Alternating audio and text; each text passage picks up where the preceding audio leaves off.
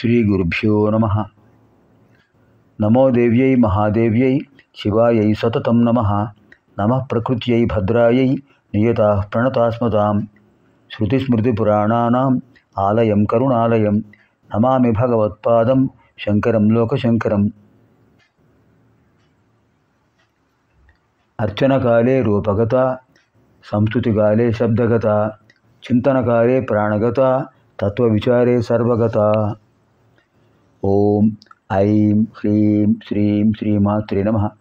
ओम ऐं ह्रीं श्रीमात्रे नमः।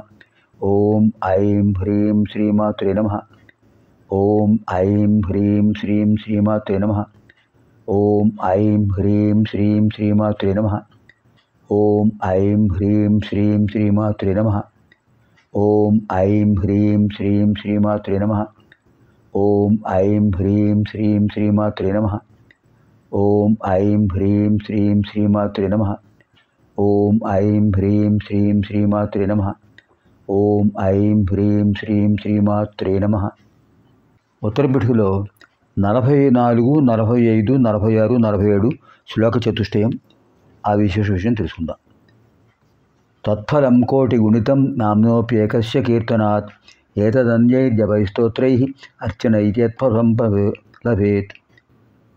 తత్ఫలం కోటి గుణితం భవేన్నామ శతత్రయాత్ వాగ్దేవీరచితే స్తోత్రే తాదృశో మహిమా యది సాక్షాత్ కామేశ కామేశీ కృతేస్మిన్ గృహ్యతామితి.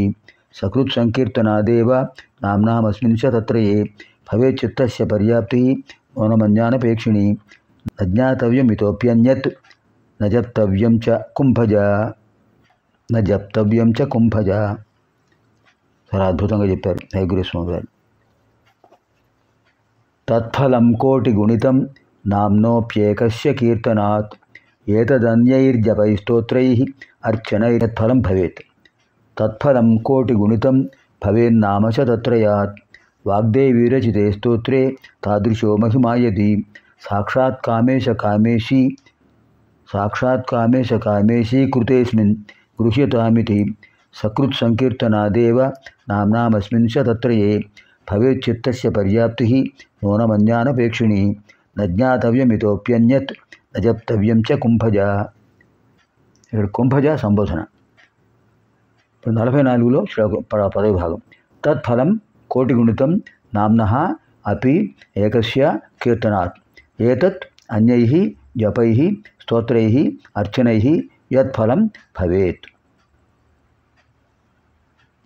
సప్తపది అయం శ్లోకः. తత్ఫలం కోటిగుణితం భవేత్ నామశతత్రయాత్ వాగ్దేవీరచితే స్తోత్రే తాదృశः మహిమా యది. నవపది అయం శ్లోకः. సాక్షాత్ కామేశీ కృతే అస్మిన్ గృహ్యతాం ఇతి. సకృత్ సంకీర్తనాత్ ఏవ నామ్నాం అస్మిన్ శతత్రయే. దశపది అయం శ్లోకः.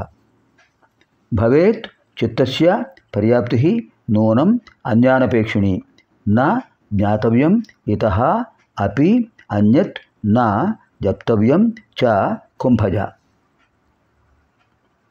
చతుర్దశపది అయం శ్లోకः.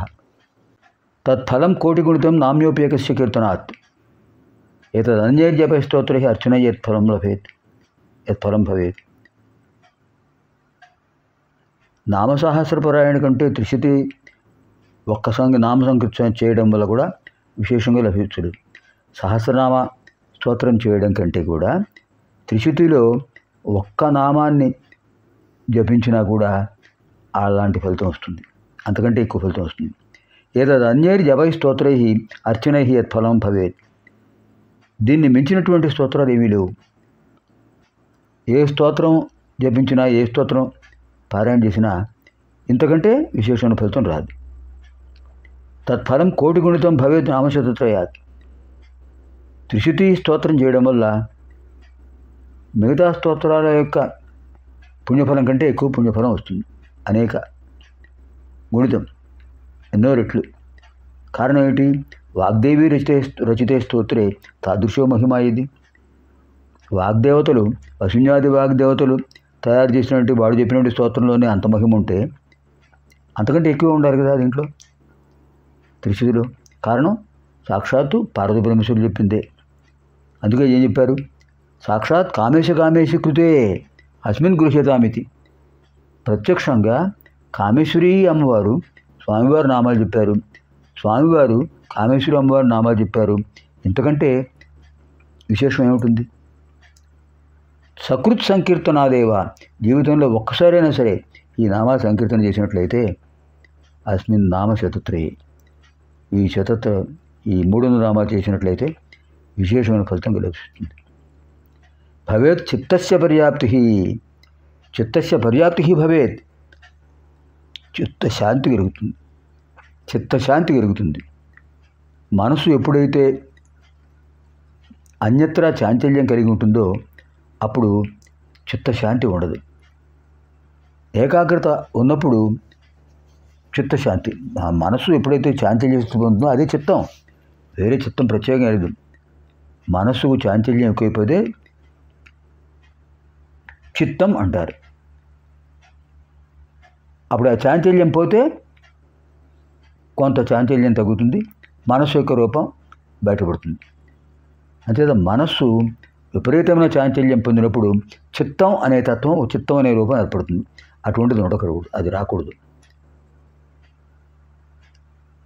దానివల్ల ఏమవుతుంది?